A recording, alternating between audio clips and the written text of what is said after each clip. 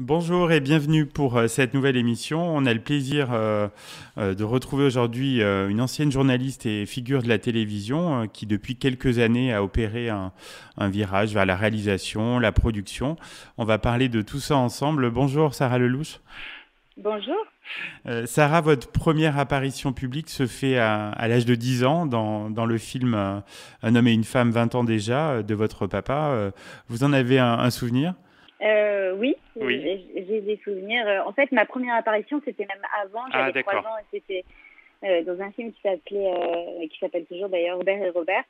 C'est vrai qu'il a ce gimmick de vouloir nous, ses enfants, nous mettre régulièrement dans ce Hmm. film. Voilà, un peu comme des clins d'œil. Mais oui, je m'en souviens très bien. C'est vrai que j'avais un petit rôle là. Oui, J'avais oui, oui. 2, 3 jours de tournage, absolument. Et comment débute votre carrière de journaliste ensuite? Elle commence en fait très jeune, à l'âge de 18 ans. Je choisis de faire des études de communication et de journalisme, mais j'avais très envie de travailler. Je voulais pas juste faire des études et j'ai commencé sur l'émission Capital qui passait en prime time Mhm. avec Emmanuel Chin. J'ai commencé comme stagiaire et très vite j'ai eu l'opportunité de faire mes premiers reportages qui sont passés. Voilà, donc j'avais 18 ans. Donc j'ai fait mes études et j'ai travaillé en parallèle pendant 4 ans. Et Emmanuel Chin était important non, pour votre début de carrière. Oui, parce que d'abord, ça a été mon premier patron, ça a été mon premier rédacteur en chef, ça a été le premier à croire en moi et à me laisser partir seule alors que j'étais qu'une stagiaire en reportage.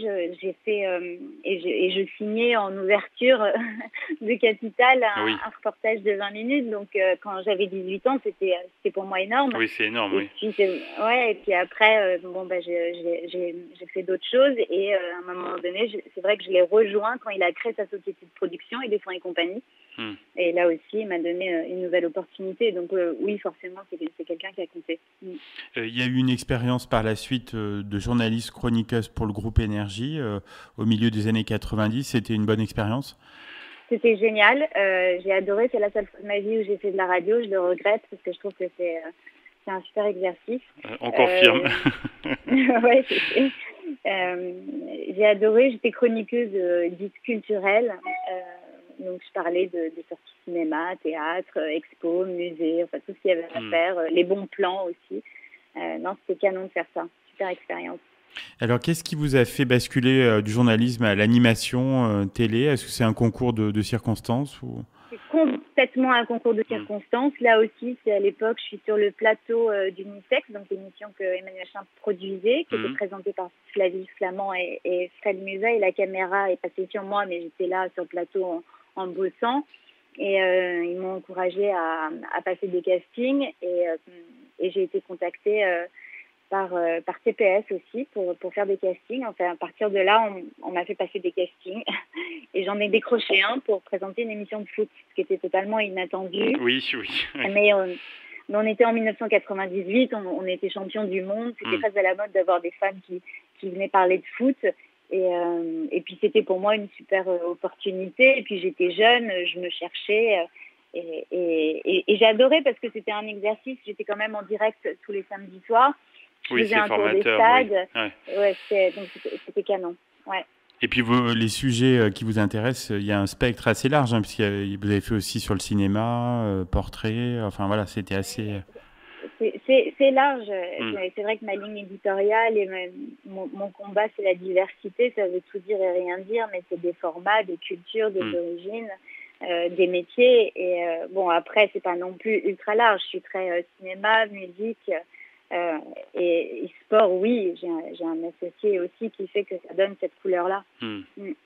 Par la suite, donc, vous devenez animatrice sur France Télévisions. Quelles émissions vous ont le plus marqué? Bah, Fort Boyard, Oui, forcément. j'y pensais, Euh, oui. non, mais ça c'est évident parce que c'est le souvenir de ma jeunesse. Hmm. Ça le restera toujours. C'était à la fois énormément de boulot et c'était ma récréation annuelle. Hmm. Et puis je retrouvais Olivier, qui était à l'époque un de mes meilleurs amis, qui l'est toujours d'ailleurs. Mais Hmm. c'est vrai qu'on était proches, on était tout le temps l'un avec l'autre. C'est souvenir de fou rire, travailler sur un rocher avec 120 personnes, c'est unique. Et puis ça m'a apporté de la notoriété. Et Alors, c'est alors, pas forcément ce que j'ai préféré, mais, hmm. mais c'est pas anodin. Et la décision d'arrêter, donc c'est en 2006, j'imagine qu'elle est mûrement réfléchie. Elle est compliquée à prendre. Moi, on me prend en plus pour quelqu'un de un peu princesse capricieuse qui renonce à 10 primes par an, mais j'avais des vraies envies de production depuis le départ, j'avais des vraies envies de défendre du contenu, et c'est vrai que la casquette de Fort Boyard, en plus Fideux, où on ne savait pas trop que j'étais journaliste derrière, me posait des soucis pour développer les projets qui me tenaient à cœur. Oui. Et donc c'est pour ça que j'ai pris cette décision qui a été super dure parce que voilà. Alors présentez-nous votre société de production Watch Us.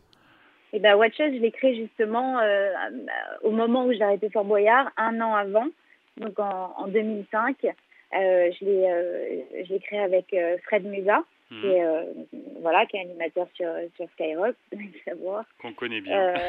Voilà, et on s'est associé avec cette volonté de défendre la culture urbaine et d'essayer de mettre en avant des univers qui sont pas, et des artistes et des talents qui sont pas forcément mis en avant comme nous on le souhaiterait. Voilà. Et dans ce sens-là, on a été les premiers à pouvoir produire des émissions de rap sur le service public. Donc on a été super fiers. Fort de ça, on a multiplié les productions et très vite, moi j'ai souhaité passer au documentaire, ce qu'on a fait. Voilà. Et ça, c'est un virage autour de 2015, donc vous êtes... Je passe au documentaire en 2010 avec un documentaire sur Samina Seri qui trace son parcours de réinsertion. Ah oui. Donc ça c'était génial parce qu'on l'a suivi pendant 2 ans. On l'a suivi du moment où il est sorti de prison, après 24 mois d'enfermement, jusqu'au moment où il est retourné en prison. C'est pour parler de la réinsertion. On ne savait pas à l'avance la fin du film. Et c'est vrai qu'au travers de ce tournage qui a duré donc 2 ans et qui a été 3 ans de production, je me suis rendu compte que j'adorais prendre mon temps pour décortiquer des sujets, voilà, que ce soit des sujets de divertissement, des films, des documentaires. Et c'est là où petit à petit, je me suis plus concentrée sur le documentaire et petit à petit, depuis 4-5 ans, j'arrive à la fiction. En 2016, vous avez écrit, réalisé et produit votre premier court-métrage, C'est du caviar. Vous devez être heureuse de la façon dont il a été accueilli. Ah ouais, j'étais vraiment contente parce que j'ai fait ce court-métrage pas du tout avec la volonté de partir en festival, mais c'était vraiment pile au moment où je commençais à me poser des questions sur le cinéma. C'était pas facile pour moi de prendre la décision d'aller dans cet univers-là et j'avais besoin de me prouver quelque chose à moi-même. Et donc, je l'ai vraiment fait comme un exercice de style et pour voir si j'étais capable d'écrire, de réaliser, de produire. Et c'est ce que j'ai fait sur ce court-métrage. Donc, c'était un exercice de style, mais qui a fait rire et j'ai réussi à faire le tour du monde avec ce court-métrage. C'était incroyable. J'ai eu des prix du public, des sélections et voilà. Donc, ça m'a vraiment encouragée à mettre en œuvre tout ce que je fais aujourd'hui. Sarah, est-ce que vous pouvez nous parler de vos projets, notamment avec Watch Us dans les prochaines semaines? Est-ce qu'il y a des choses sympas qui se profilent? Ouais. Il y a une série documentaire sur l'histoire du rap. Sympa. Voilà, qui se profile.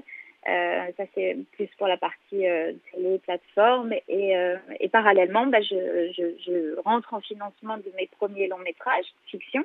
Ah, super. Voilà, que j'espère voir soit en plateforme, soit au cinéma. D'ailleurs, il y en a pour les deux. Et voilà, et on croise les doigts pour que tout ça se monte. Donc voilà, des 5 projets qui sont à des stades de développement différents. Bon, on les croise pour vous.